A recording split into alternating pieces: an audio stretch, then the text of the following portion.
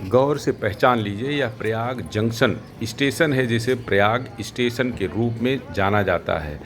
फिर से गौर से पहचान लीजिए, यह प्रयाग स्टेशन है।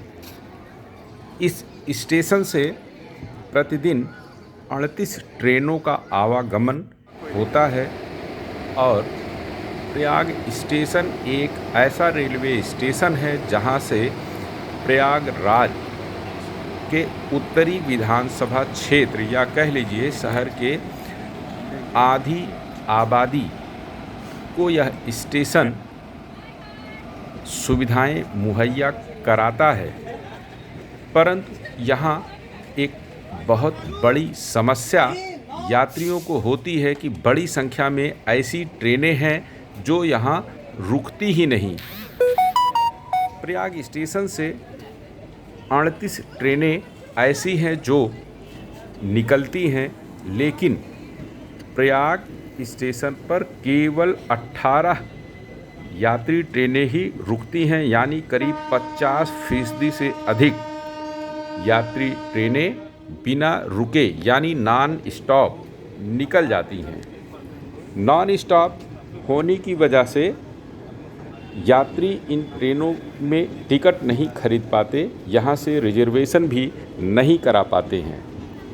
इसकी वजह से आए दिन प्रयाग स्टेशन पर ट्रेनों की चेन पुलिंग होती है।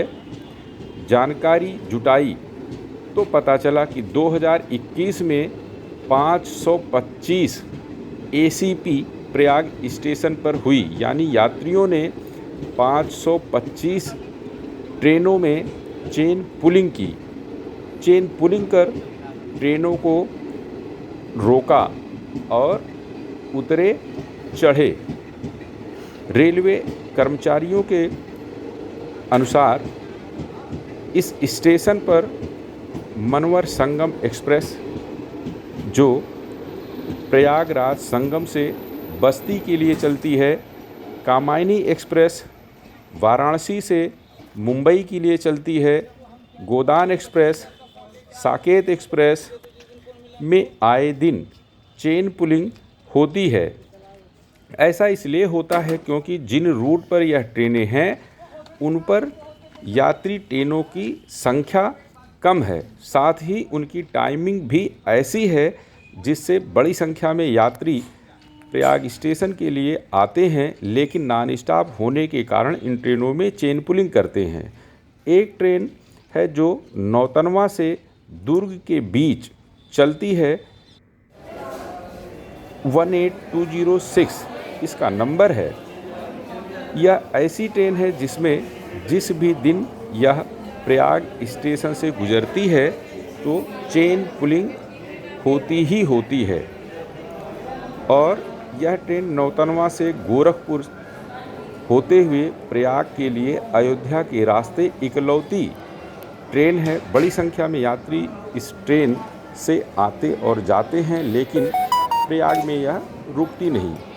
प्रयाग स्टेशन से ट्रेन पकड़ने वाले अल्लापुर, आलोपीबाग, दारागंज, कटरा, तेलियरगंज, गोविंदपुर, ममफोड़गंज, म्योराबाद, नयापुरवा, राजापुर के आसपास के लोग पहुंचते हैं और ट्रेनों से अपना सफ़र तय करते हैं।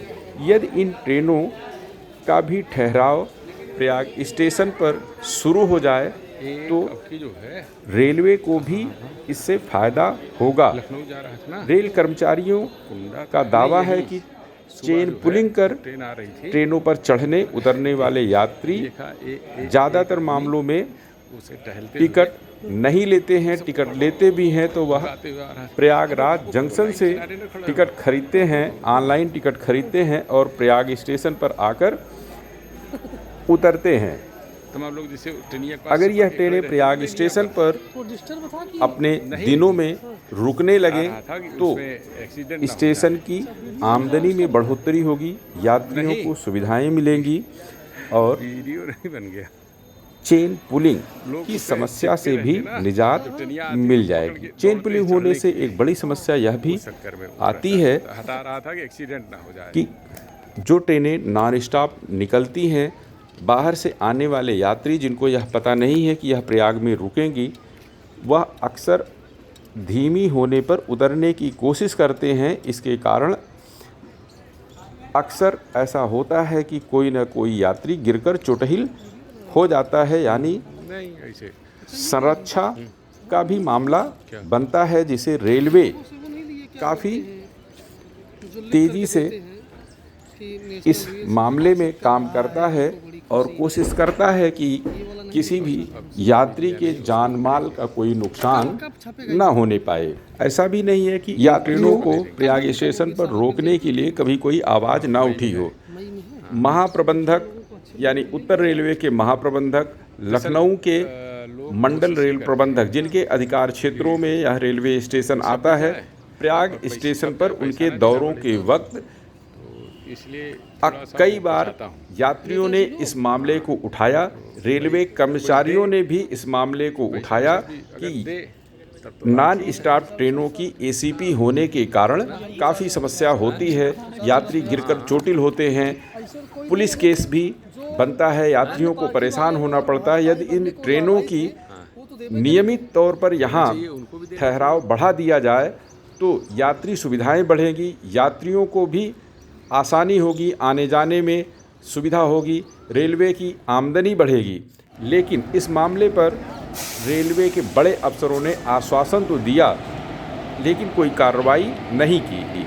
अब एक मामला यह ज़रूर बनता है कि यात्री सुविधाओं को लेकर प्रयाग स्टेशन पर सभी ट्रेनों का ठहराव हो।